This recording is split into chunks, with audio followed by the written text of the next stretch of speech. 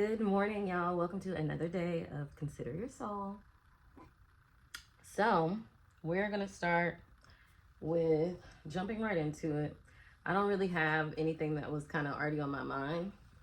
You know, I like to come in discussing that when I start.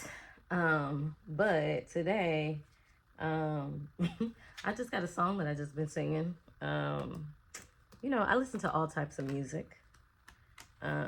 So I remember this song. It's like a country song, I think. I got a little bit stronger.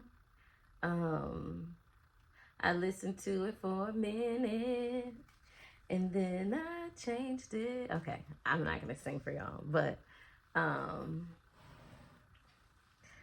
yeah, I don't know why that's in my mind, but it just keeps playing. I got a little bit stronger. And then she said she listened to the song for a minute, but then she changed it because she's getting a little bit stronger. So, just based on what we've been talking about, this could be like this, whatever, I don't want to say like your weakness is, but whatever that thing is that gets you kind of out of whack, or those, negative thoughts that enter, just thinking about what we were talking about yesterday, or the doubt and all those things. And so, like, for a second, it started trying to creep back in. But today you might be feeling a little more stronger against those energies and those thoughts and those ideas. I'm going to be honest with you. I don't know how all of this works. I think it's just what feels right spiritually for you. Like, when I think about, like, following your intuition, there's no way to, like, confirm whether it's true until you observe the day. And so if I were ever like sharing with people how I've learned to trust that intuition, is honestly just writing things down or paying attention to the synchronicities, and then watching what happens throughout your day. I had a tarot reader, Jada K. Story. She was teaching people she was talking about how you can learn what the different cards mean and things like that. Like, you can pull a card for that morning, and then throughout the day, pay attention to what happens. And that's how you learn, like, your experience with that card. And I feel like that's what it is about, like, spirituality and synchronicities and your messages from God. It's more, like, it's based on you.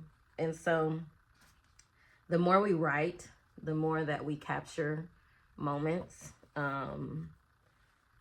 can serve as like affirmations of, like, you already knew. You always already know. It's just whether you have the awareness that you know. And understanding what it looks like for you to know. For me, mine is all about my feelings. Like, it's not even like this doesn't feel right or this feels off. It's just, I just feel it, and there's no way to explain it.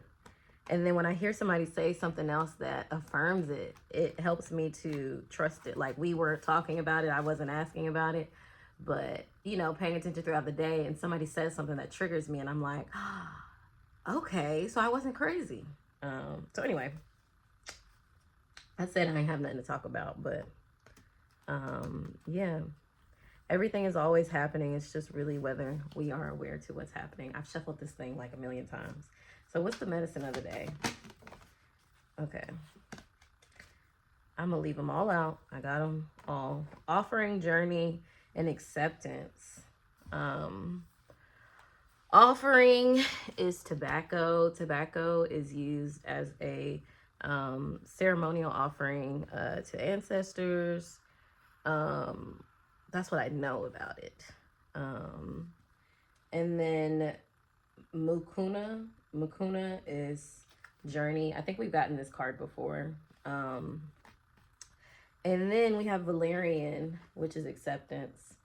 And so I know what I know about Valerian. I don't know much about Mukuna, but what I know about Valerian is it's about rest. It's an herb you use to sleep, deep rest.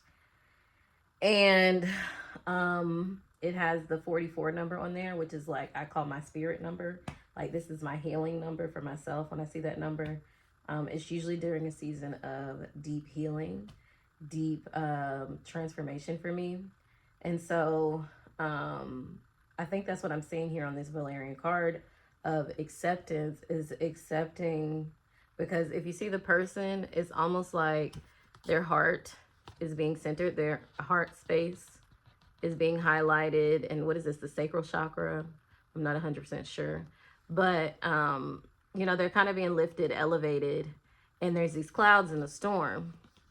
And so the acceptance of this higher space that you're moving to, this higher, I want to call it an identity, you know. And there's rosemary also on here with the Valerian, and rosemary is about, maybe that's not rosemary, it looks like rosemary though. It's about remembrance. It is about cerebral support. So, you know, let's go back through this. This is definitely ancient and ancestral. And so I think about how they say, like, we are our ancestors, and we are like the living altar. And it just really makes me think of taking care of yourself, because the next one is journey. The one in the middle is journey, and it's got a rainbow on there. It's got like they keep having these clouds with the lightning coming out of them. And this one has an eye at the top. And so there's like this is like a perspective. This is like seeing what's happening from a different perspective. And I think about rainbows as representations of like, I think it was, is it really in the Bible? I'm not 100% sure. But rainbows representing like God's presence with us. And so I think that's like, even though these things are happening, these changes, storms and everything represent change. Mountains on this Valerian card, they represent challenge, struggle. But they also, all of these are representing a higher perspective, a higher, okay. This I might be reaching y'all, but this is like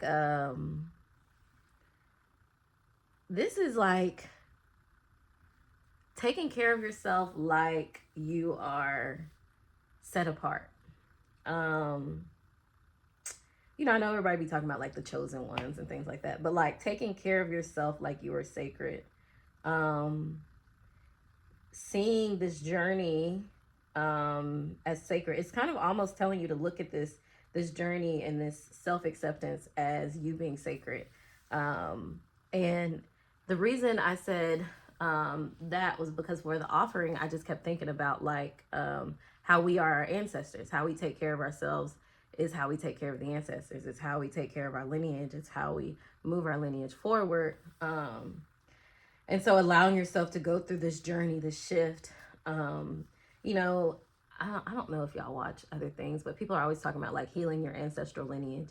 And so you may be called to this journey that you're on right now. Is probably about that. It's probably about taking something and transforming it. Like you were specifically called to do this work. You were specifically called to be here and go through this journey. And there's a need to accept that that's what's happening. No longer fight it. You know, I know we've been talking about surrendering and releasing and showing up and all those things, but there's no need to fight the change that's happening. Accept that these things are changing with you. That you're probably being asked to look at things from a higher perspective. That you are one, that you're being watched over. That's always coming up when I'm doing this stuff, is that, you know, you're not doing this alone. But let's look at the cards, because I want to see what their messages are, to see if we were so upright for tobacco. All of these were upright, so I'm just gonna read the upright. power, offering, divine gift, invocation, respect, deep alignment with will and purpose. Come on, y'all. Will and purpose. What have we been talking about? Um, so tobacco is used among indigenous groups across America as an offering to the gods for smoke cleansing, as an offering to the spirits, as a sacred smoke at council meetings, and as a ceremonial juice during vision quests. Widely used by shamans in the Amazon called tabaqueros. Tabaqueros. Tobacco is considered a planta maestra, a teacher, a master plant. These plants are key to protective spirits and important allies and guides in the healing of humanity. Different tribes in North America, different tribes use tobacco ceremonially. The main difference between them and Central and South American tribes is that they smoke tobacco. Okay, not as we about to be learning in here, okay? Because I was like, no, I don't want to read all of this, but I'm like, no, because they have like learning information about the herbs, and that's really part of what I want to do is teach about them. And so, like, I like that they bring in the history of the herb, because I think some things we've been conditioned to believe about certain herbs or certain experiences, but realizing that this stuff is sacred, like this stuff is ceremonial. People's ancestors use this to protect themselves, to heal themselves. And I was talking to this man that I work with doing the farm stuff, and he was talking about like one of the things that he had to learn with his or that he accepted with his spirituality versus religion was truth or tradition. And so it got me to thinking about you know, in this season of honoring my truth, what traditions do I want to carry? And, you know, all of traditions that have been done in my lineage may not be what I want to carry, but there are some that I do connect to. And so that's why I like reading about this part with the herbs, is because you get to see how these traditions represented the truths of these people. So anyway, let's go back. Various indigenous people from the Americas use tobacco for healing a wide range of ailments such as earache, snake bites, cuts, burns, respiratory diseases, fever, convulsions, nervous issues, urinary complaints, skin diseases, and parasites. Many traditions hold that tobacco is a protective spirit given to humanity to enable communication with the spirit world. Let's see. It's a sacred offering to the spirit world, placed on altars, traded amongst different societies for hundreds of years. It's been used by many indigenous people as a symbolic token for sealing peace among tribes. Across time, tobacco has been most commonly used as a smoke, but it is also to be used as a strong purgative and anti-inflammatory, which further mirrors its Mars energy. So, the guidance for the tobacco is the gods of power are here to serve and they demand loving respect. Tobacco reminds us to utilize power compassionately.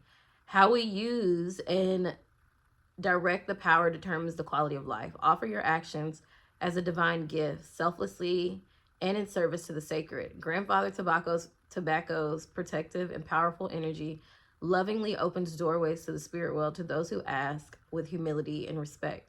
Don't allow the illusions of power to ignite destructive behaviors or propel you towards addictive habits. And then the journey upright is the state of transition, leaving behind what is familiar, moving towards the unknown, connection to a higher mind, trusting higher consciousness. So yeah, I think that's the thing I love about Oracle cards. Well, probably all cards, is that there's a story on every card. And so sometimes you don't even have to read anything about it. You just look at the story that is happening on the card. And so we talked about this, a higher perspective, a higher conscious, seeing things differently. But in transformation, and what I like about this one is that it talks about leaving things behind that are no longer, leaving behind what is familiar. And that's what happens when we are like ascending, or we're healing, or we're transforming, or we're going on a journey. It requires us to leave something behind. Maybe it's like to leave a home behind that we've always known, but it's time to embrace something different. So, and that's, oh my goodness, that's what it's about, because the next card is acceptance. And so it is. This is about embracing something different. But this is a sacred call to you. This is a sacred doorway, and honestly, probably an experience of connecting with spirit in general. Maybe this is a new way of walking in that path. Yeah, this might be more about your spirituality. Um, let's keep reading. So, let's see. Mukana has been roasted and grounded to make a coffee substitute for hundreds of years. In Ayurvedic medicine, it's known as kapikachu and used to treat parasites, stress, anxiety, rheumatic disorders, menstrual issues, diabetes, and even cancer.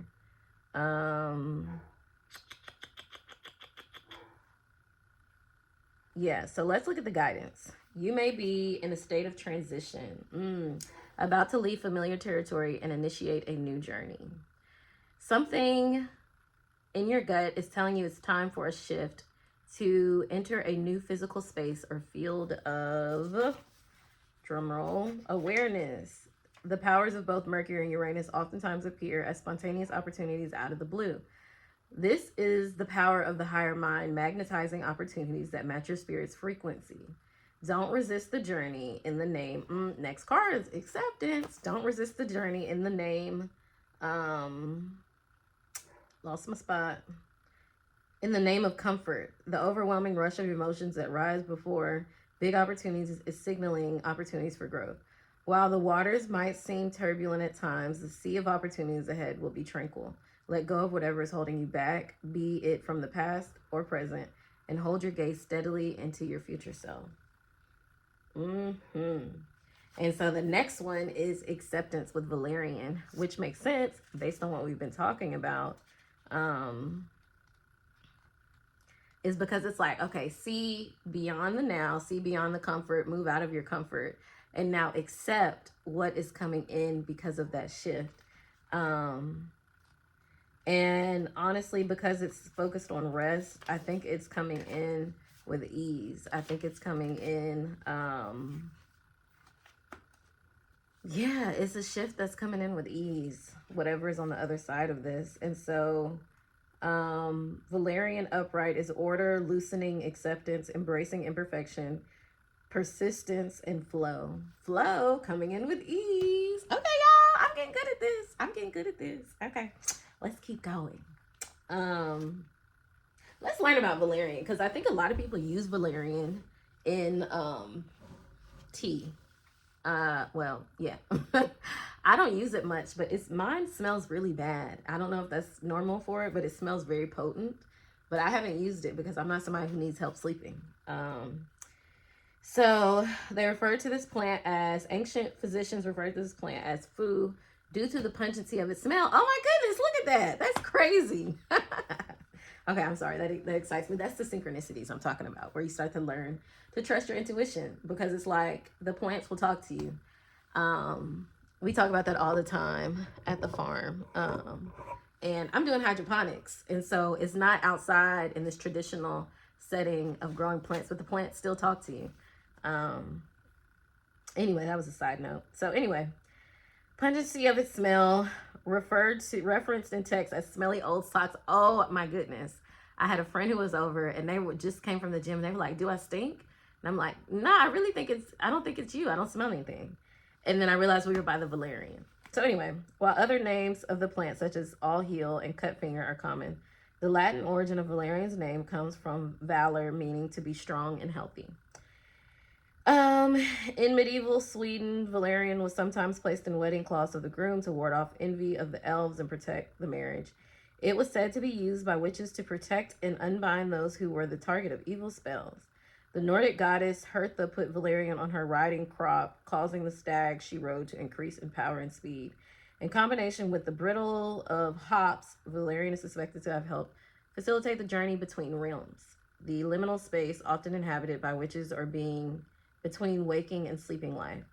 Both the Greeks and Celts have Valerian to ward off evil, traditionally hanging in its bunches, windows, to repel spirits and protect the home from lightning. They also use it to consecrate rituals, promote peace, provide purification, break hexes, and enhance stability and happiness. A growing number of clinical trials now show how various types of valerian improve sleep quality and alleviate insomnia, exhaustion, fatigue, and pain. So it resembles Neptune's archetype as the herb powerfully, greatly relaxes the body and mind to experience deep states of rest, sleep, and even access to other worlds. Neptune is the planet of dreams, other realms, the subconscious mind, the psychic mind, imagination, and fundamental connection to spirituality. This might be about spirituality again. Valerian assists us in abandoning the story that keeps us bound to one reality, allowing us access beyond our physical body into a greater mystical reality. So the guidance for Valerian is supports us by widening our trigger points and helping us to zoom out of a situation that might be overloading you with anxiety or stress.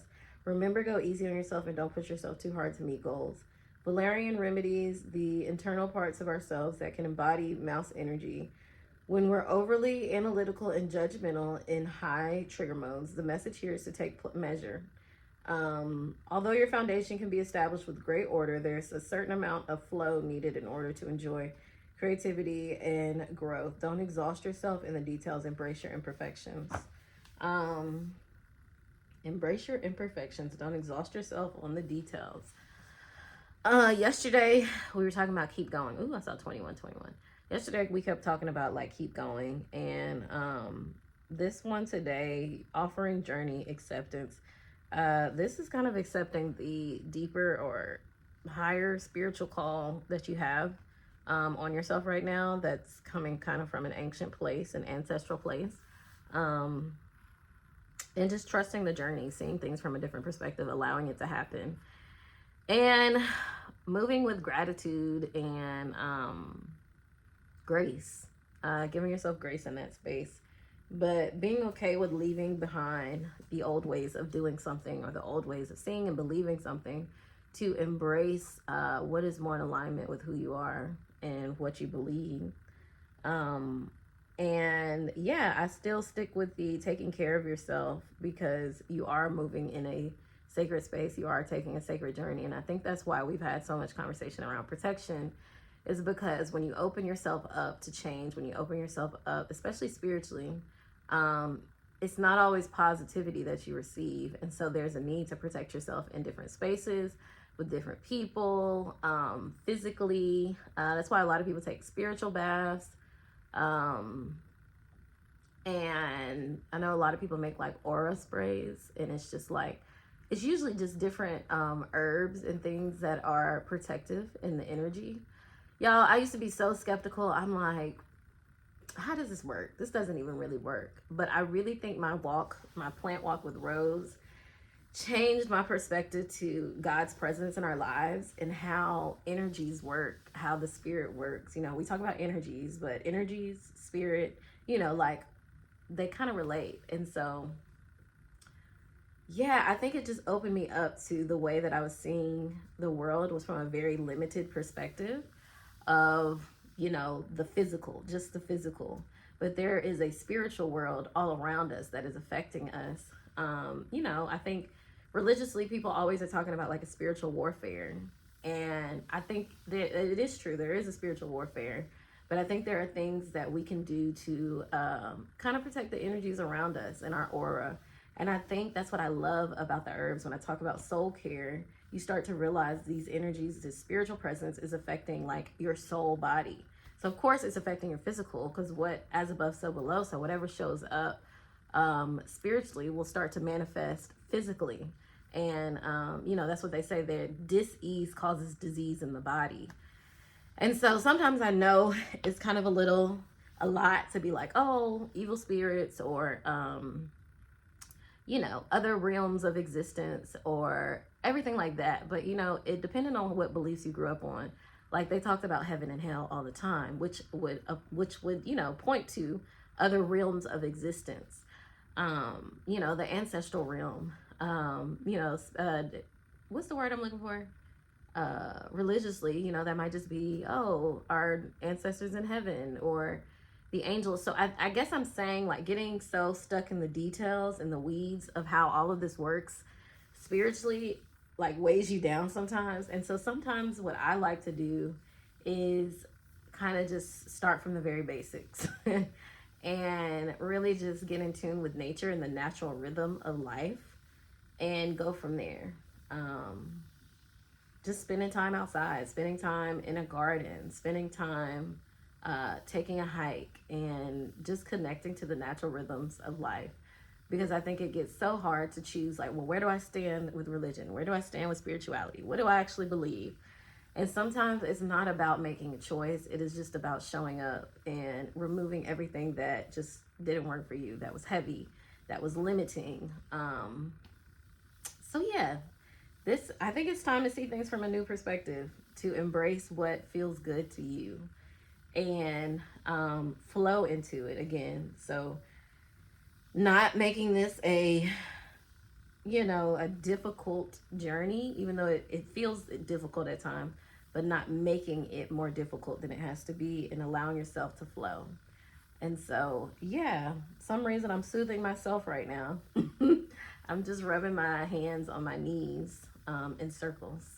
And I don't know much about somatics, but I know that's like a thing. So yeah, I don't know why I need soothing while I'm talking about this. But that is the medicine of the day, is flow with your journey, flow with your spiritual journey. However you're evolving, shifting, just let it happen. And trust that whatever is shifting and happening with you is like, it's a part of your journey. Like, it was always supposed to happen. And your ancestors, your spirit guides, your angels are with you as you make that change, as you make that shift, and as you hold space for yourself. It's all 44 again. And on that note, I am going to close it for today. These are getting longer. I don't know if that's a good thing or not, but I'm just going to go with it. I'm going to flow with it. So y'all have a good day, and I will talk to y'all tomorrow.